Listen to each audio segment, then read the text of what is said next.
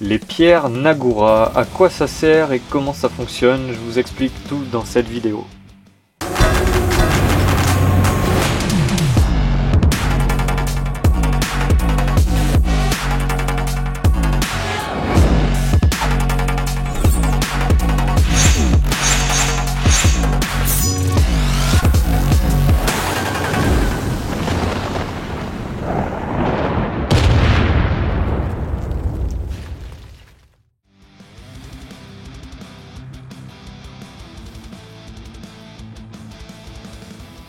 Bonjour à tous, alors aujourd'hui je vais vous parler des pierres Nagura.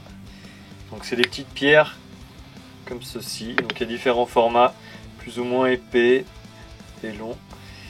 Voilà, donc là en fait ces pierres là elles servent à quoi exactement?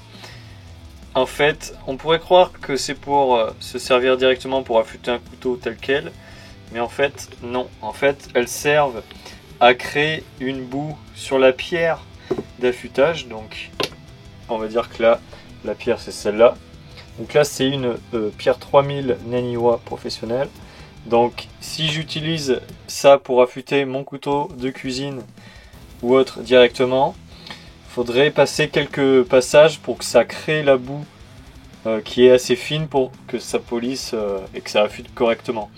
Donc pour pas défoncer le couteau et défoncer la pierre, on prend une Nagura de grain équivalent. Donc là j'ai une Nagura de grain 3000 qui correspond donc à cette pierre 3000. Je viens la poser dessus comme ça et après je viens la frotter. Donc je vais vous montrer un peu comment ça marche. Pour bien que ça marche, ma Nagura déjà, il faut la faire tremper dans l'eau. Donc on va la laisser un peu dans l'eau.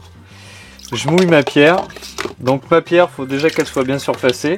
Moi je surface ma pierre d'abord avec une pierre diamant. Je prends une Atoma grain 140. Donc une fois qu'on a surfacé, le grain 140 laisse pas une surface hyper lisse.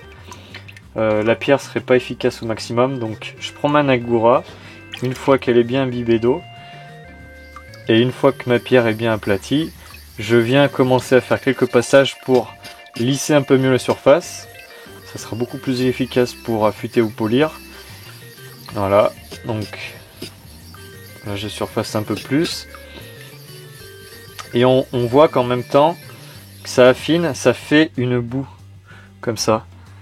Donc c'est cette boue qui va permettre en fait d'affûter directement sans abîmer trop le couteau ou la pierre en fait. Parce que si on commence, on va dire sans la boue, si j'enlève tout et qu'on commence à affûter le couteau directement sur la pierre qui est propre, on peut, mais il faut vachement de passages pour que ça commence à créer la boue. La Nagura va favoriser ça. Ça va créer une première boue. Donc il faut adapter le grain de la Nagura bien sûr au grain de la pierre. Si je prends une Nagura 400 que je passe sur une pierre 3000, ça va la défoncer la pierre. Donc on fait plusieurs petits passages. Moi je fais des petits ronds comme ça. Ça crée une petite boue assez fine. Je la remets à tremper la Nagura. Et comme ça là, on voit qu'il y a bien la boue. Comme ça, on est prêt à affûter ou polir. Et en même temps, ça permet de surfacer légèrement la surface, qu'elle soit beaucoup plus lisse que si j'avais plani avec une pierre diamant. Voilà, donc c'était la petite vidéo du jour. Donc voilà, Nagura Stone, c'est une pierre qui coûte entre 10 et 25 euros. Il y a un peu tous les prix, un peu toutes les tailles.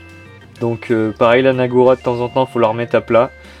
Mais là, moi, vu que je surface toutes mes pierres avant de les utiliser, bah, j'ai pas besoin. Voilà, donc ça peut vous permettre d'aplanir légèrement.